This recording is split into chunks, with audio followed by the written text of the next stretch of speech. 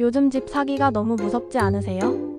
드디어 정부가 초강력 규제를 발표했습니다. 오늘부터 바로 적용되는데요. 당신이 모르면 크게 당할 수 있는 핵심 내용입니다. 특히 수도권에 집을 사려는 분들은 꼭 끝까지 보셔야 합니다. 오늘 6월 28일부터 정부의 부동산 정책이 전면 시행됩니다. 이번 대책은 단순한 규제를 넘어 사실상 대출 총량을 잠근 수준입니다.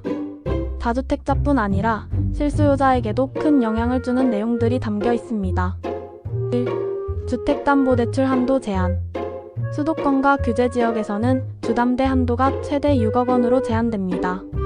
이전에는 주택가격의 일정 비율까지만 제한이 있었지만 이제는 절대금액 기준이 적용됩니다.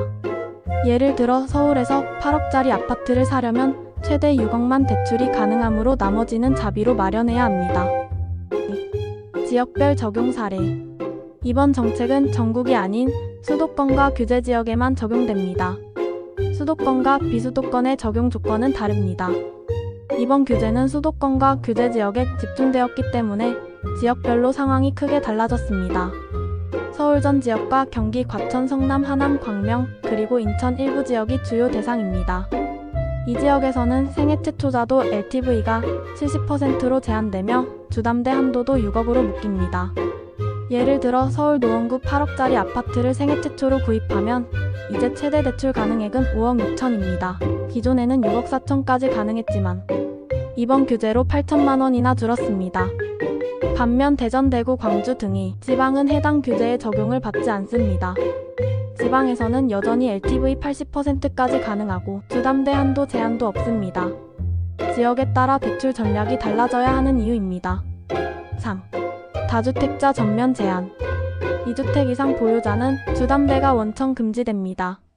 추가 구입이 사실상 막힌 셈입니다.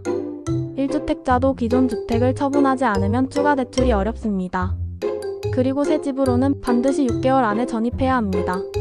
이를 어기면 대출이 회수되고 향후 3년간 주택대출이 제한됩니다. 4. 생애 최초자 LTV 축소.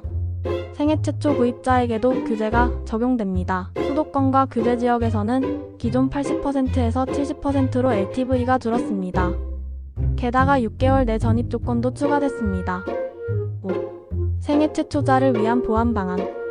이번 정책으로 생애 최초자도 수도권에선 LTV가 80%에서 70%로 줄었습니다. 부담이 커진 것은 사실입니다. 하지만 생애 최초자에겐 정부가 몇 가지 보완책을 남겨두고 있습니다. 정책금융 상품인 디딤돌 대출은 여전히 금리가 낮고 소득 요건을 충족하면 우대금리를 받을 수 있습니다. 또한 청약 특별공급 비중은 여전히 유지되고 있으며 공공분양이나 신혼희망타운 등은 추가 혜택이 적용됩니다. 정부는 생애 최초자 부담 완화를 위해 LTV 완화나 전입, 기한 조정 같은 추가 방안도 검토 중입니다. 첫째는 우대금리 적용입니다. 생애 최초 자금 대출이나 디딤돌 대출은 신용등급이나 소득 수준에 따라 우대금리를 받을 수 있습니다. 둘째는 청약 연계 전략입니다. 생애 최초 특별공급 비중은 여전히 높습니다. 청약에 당첨되면 시세보다 낮은 분양가로 내 집 마련이 가능합니다. 또한 공공분양이나 신혼희망타운 등은 LTV 규제를 일부 완화해주는 경향이 있습니다. 셋째는 정부 보완 발표 가능성입니다. 현재도 금융당국은 생애 최초 무주택자 부담 완화를 위해 추가적인 보완 대책을 검토하고 있습니다. 특정 조건 충족 시 LTV를 유연하게 적용하거나 전입기한을 탄력적으로 조정하는 방안도 거론되고 있습니다. 생애 최초자라면 무작정 포기하기보다 자신의 조건에 맞는 제도를 활용하는 것이 중요합니다. 6. 실수요자 유리한 조건 정리. 무주택 실수요자는 여전히 제도 안에서 집을 마련할 수 있습니다. LTV 70%는 유지되며 6개월 내 전입 요건도 실거주 목적자에게는 오히려 유리하게 작용합니다. 또한 정책 대출은 일부 축소되었지만 시중은행보다 낮은 금리로 제공되는 경우가 많아 조건만 잘 맞으면 여전히 유리한 선택지가 됩니다. 첫째는 무주택자 조건입니다. 무주택자가 수도권 내 주택을 구매할 경우 여전히 LTV 70%까지 대출이 가능합니다. 다주택자는 LTV가 0%인데 무주택자는 70%까지 가능한 겁니다. 둘째는 전입 요건입니다. 이번 정책은 대출을 받은 후 6개월 이내 전입을 의무화했습니다. 이 조항은 실거주 목적으로 집을 사려는 사람에게는 불이익이 아닙니다. 오히려 투기성 갭투자를 막는 효과가 있습니다.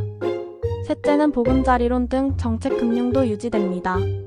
비록 한도가 줄긴 했지만 금리나 조건 측면에서는 여전히 시중은행보다 유리한 경우가 많습니다.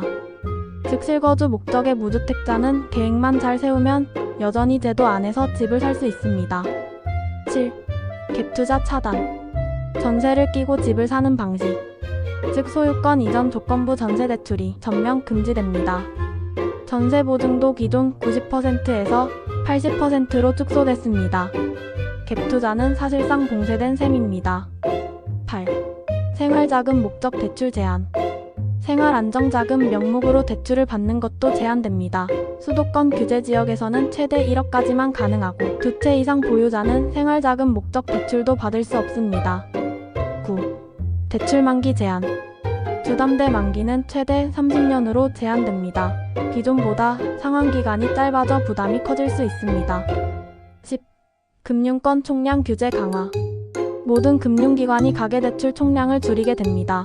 은행뿐 아니라 카드사, 캐피탈 보험사 등도 포함됩니다. 정책대출 역시 연간 목표치보다 25% 축소됩니다. 결론적으로 이번에 발표한 부동산 정책은 투기 수요를 억제하고 부동산 시장 과열을 막기 위한 강력한 조치입니다. 하지만 무주택 실수요자와 생애 최초 구입자에게도 일정한 부담이 따르기 때문에 개인의 조건을 정확히 분석하고 전략적으로 접근해야 합니다. 지금 집을 사거나 대출을 고민 중이시라면 이 정책의 구조와 자신의 상황을 반드시 다시 점검해 보시기 바랍니다. 제가 알려드린 정보가 유익하셨다면 구독, 좋아요, 댓글 부탁드립니다. 감사합니다.